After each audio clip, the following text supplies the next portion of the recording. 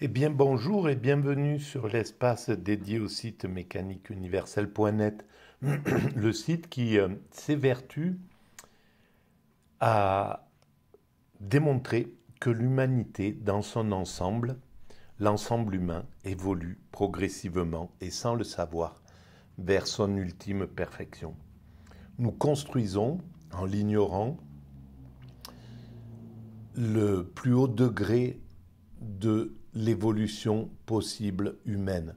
Et ce plus haut degré, c'est évidemment la paix universelle, la fraternité absolue, un fonctionnement parfaitement écologique, euh, un fonctionnement, un homme qui n'est plus un loup pour l'homme, nulle part sur la planète, donc l'accession à la tranquillité de l'esprit, parce que si on n'a plus si on se retrouve sans sentiment de danger, eh bien on est dans un état de sérénité totale.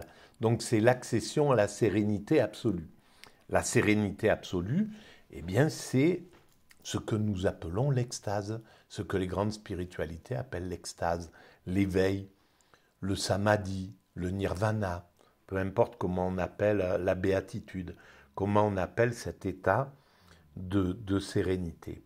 Voilà, donc l'humanité évolue progressivement vers l'extase, en somme. Alors, pour démontrer un peu la pertinence de cette théorie, alors évidemment, je parle de... Il faudra encore quelques siècles d'évolution, ce n'est pas quelque chose qui va se faire du jour au lendemain.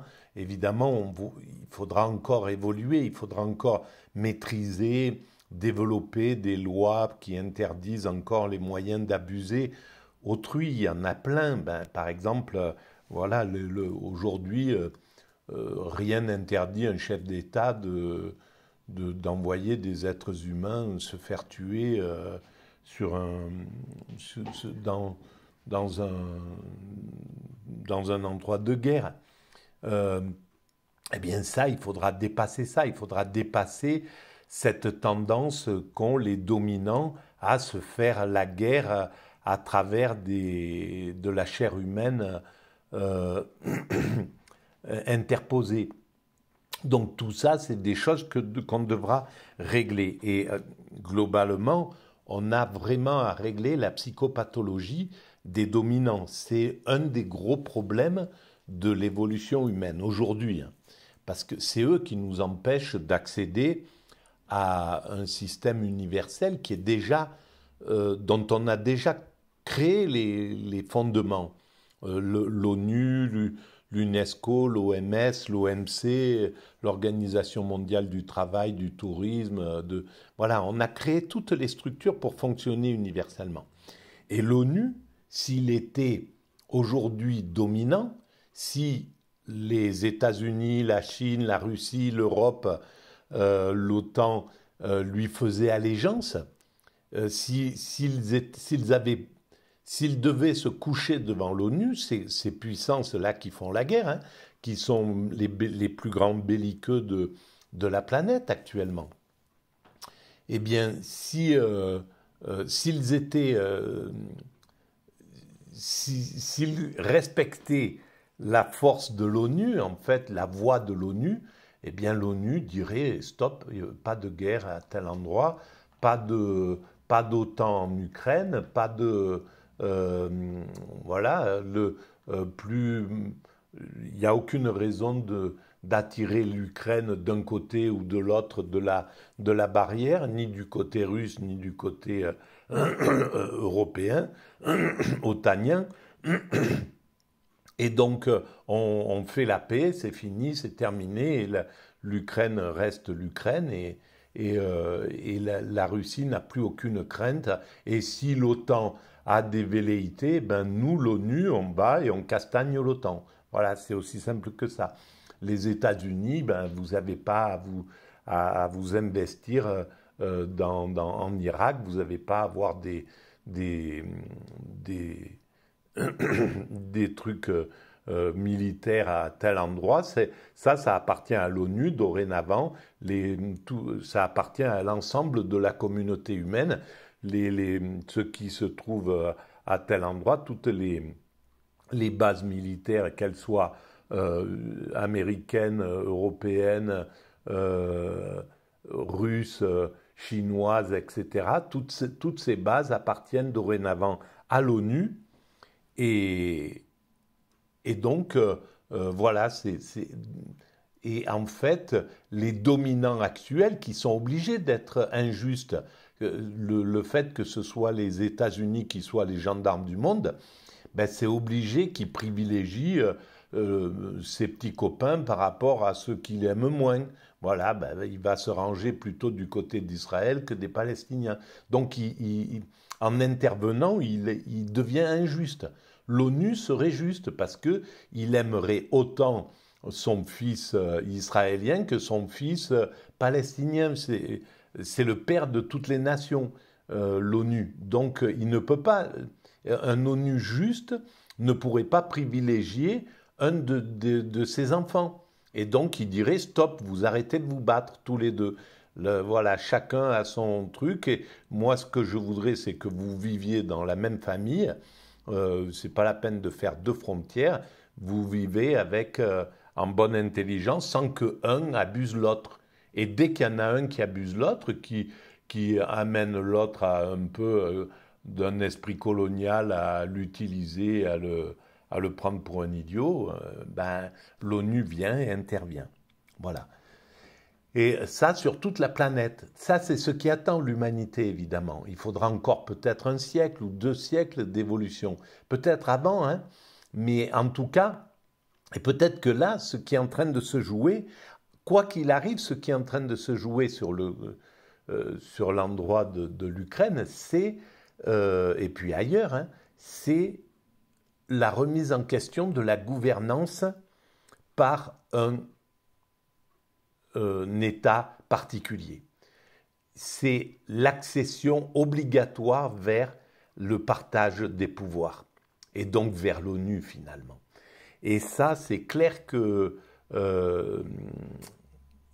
voilà, on va voir, hein, si l'Occident, en gros l'OTAN, les États-Unis, l'Europe, parvient à l'emporter sur la scène ukrainienne, israélienne, etc., ou ailleurs, irakienne, enfin là où il y a tous ces conflits-là, s'il parvient à l'emporter, eh bien ça veut dire qu'il faut que l'humanité doit continuer encore avec un dominant et des prétendants, un système archaïque qu'on connaît depuis l'origine et qui nous vient de notre origine primate. Lorsque nous étions des primates, on fonctionnait comme ça, un dominant et des prétendants. Et maintenant, puisqu'on a construit toutes les structures pour fonctionner universellement, c'est pas pour rien. C'est vraiment pour qu'on passe sur un autre modèle, qu'on arrive à se libérer de nos pulsions primates pour atteindre la paix absolue. Donc si l'Occident perd en Ukraine et ailleurs, sur tous les conflits, ou perd, ou enfin ne parvient pas à imposer et à anéantir son adversaire, et qu'une paix est obligée d'être au détriment en fait de l'offensivité occidentale, eh bien à ce moment-là, ça voudra dire qu'on est déjà prêt pour passer sur le partage du leadership dont parlent les Chinois, dont parlent les Russes, dont parlent les BRICS, etc. Voilà, ce qu'ils veulent, c'est pas prendre le pouvoir sur l'OTAN, c'est partager le pouvoir. Et l'OTAN, en grand paranoïaque que nous sommes, c'est légitime cette paranoïa. Hein. Tous les systèmes dominants oppressifs, c'est-à-dire l'esprit colonial ou l'esprit esclavagiste que sont les Américains, hein, à l'origine, c'est ça. Cet esprit esclavagiste, il s'est transmis, même si c'est adouci, il s'est transmis. Et l'esprit colonial en Europe, il est toujours présent, même si c'est adouci. Et l'esprit colonial, eh ben, c'est la paranoïa. parce qu'un petit groupe d'humains, quelques blancs au Gabon, au Congo ou ailleurs, qui dominent des millions d'êtres humains, ben, ils sont sous la parano, obligatoirement. Ils sont, parce qu'ils les oppriment, ils les dominent pas par l'égalité ou pas par... ils cherchent pas l'égalité des, des choses, ils cherchaient à dominer. Donc, il y a cette parano qui, est-ce qu'on va se faire tuer, est-ce qu'on va se faire renverser, etc., etc. Ce qui arrive forcément à un moment, quoi. Il y a toujours un moment où le système colonial se fait renverser. Ça a toujours été le cas dans l'histoire de l'humanité.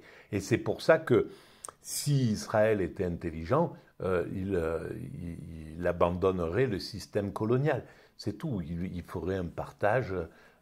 Ça serait lui qui déciderait de partager au lieu d'être obligé de le faire un jour ou l'autre, ou même pire, quoi.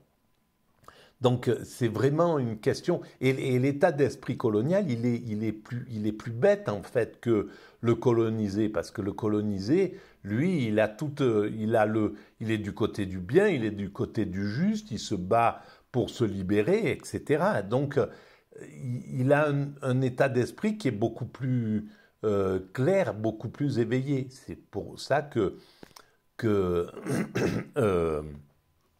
Hegel démontre que l'esclave est supérieur à son maître en réalité. Voilà, le maître ne le sait pas, il se croit supérieur, mais en réalité, dans le système, il n'est pas supérieur. C'est pas lui qui... Il est dépendant du travail des esclaves, en fait, parce qu'il ne sait pas gérer tout son domaine, tout son truc, etc. Bon, bref, on est dans un système comme ça. Voilà, alors, j'utilise ces petits bouquins de temps en temps que je rencontre pour commenter cette évolution vers l'extase. Alors là, on passe au deuxième chapitre, la jouissance. Le premier chapitre, c'était quoi déjà l'introuvable bonheur. C'est sur le bonheur. Le bonheur côté jouissance. Et il entame directement par Rabindranath Tagore. Et c'est pas pour rien, parce que là, on parle de la jouissance, mais c'est la jouissance absolue dont il est question. C'est l'extase, déjà.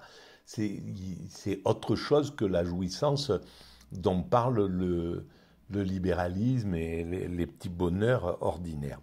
Alors, allons-y.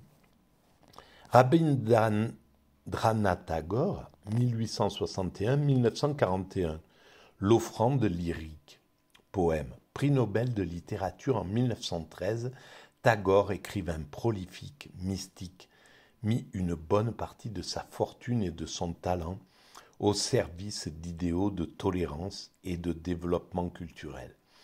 Le bonheur ou la joie réside pour lui dans une sensualité imprégnée d'union mystique à la divinité.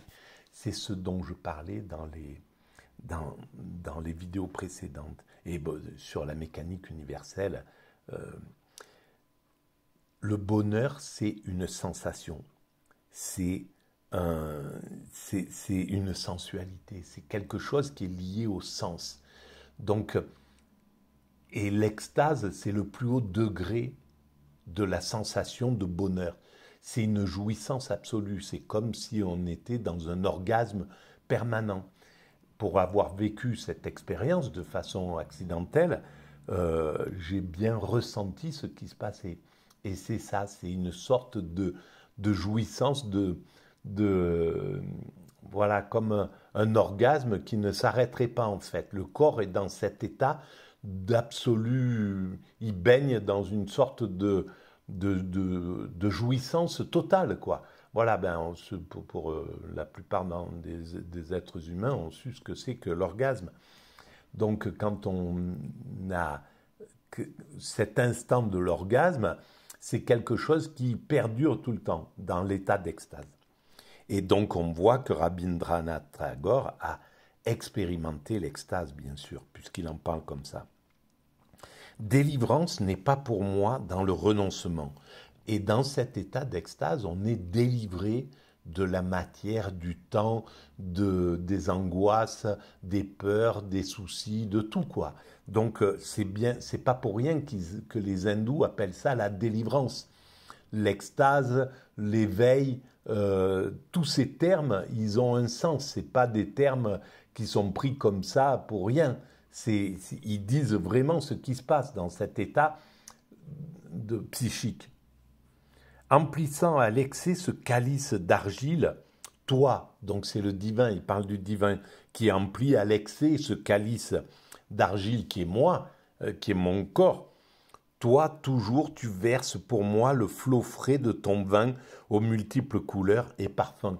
Et toujours l'image du vin, de l'ivresse, parce que c'est l'état dans lequel on est. Sauf que on n'a pas mal à la tête, on n'est pas insonorisé par l'alcool, on n'est pas un deuxième personnage, etc. Mais c'est l'image de l'ivresse, elle est juste. Pour ceux qui ont connu l'ivresse, et moi qui l'ai pratiqué à outrance, eh bien oui, évidemment, il y a une sorte de relation, mais ça n'a rien à voir. C'est pas du tout au même niveau. L'ivresse de l'extase mystique et l'ivresse de l'alcool, c'est deux mondes, quoi. Mon univers allumera ses sens, ses 100 diverses lampes à ta flamme et devant l'autel de ton temple les placera. Non, je ne vous fermerai jamais porte de mes sens. Voilà, c'est dans cet état, ça vient, on est ouvert, tous nos sens sont ouverts et tout ce qu'on voit, tout ce qu'on sent, tout ce qu'on touche, c'est de la jouissance absolue. Les délices du voir, de l'ouïr et du toucher comporteront ton délice. Exactement, c'est-à-dire que dans cet état-là, le toucher comporte, on est au contact de ce divin qui est à l'origine de la création. En réalité, c'est le principe qui a créé cet univers et qui compose cet univers, c'est de l'extase pure, c'est l'essence de l'extase. Pourquoi, j'en sais rien. Je ne sais pas de quoi est fait ce qu'on appelle le divin, Dieu, machin, X pour les scientifiques, mais en tout cas, c'est de l'extase en barre, c'est de l'extase, c'est l'essence de l'extase. Pourquoi ce monde a été créé comme ça et pourquoi notre but inconscient, c'est d'aller l'incarner, de le jouir, de le vivre, cette extase. Oui, mes illusions brûleront toutes en une illumination de joie et mes désirs mûriront tout en fruits d'amour. Ben oui, les illusions, c'est ce on se croit. Je suis Jean-Marc Tonizzo, philosophe naïf, j'habite à tel endroit, je possède telle chose, etc., etc. Tout ça, c'est que des illusions, c'est rien, quoi. Voilà. Et tout ce que notre ego nous fait croire est une illusion. Quand on est dans l'état d'extase, l'ego est anéanti. Et là, elles sont brûlées, quoi. Nos illusions, oui, mes illusions brûleront. Toutes en une illumination, elles se transforment dans cet état d'extase qui est une illumination de joie. Et mes désirs mûriront tous en fruits d'amour. Voilà. Et c'est André Gide qui a traduit ça. Voilà, les amis.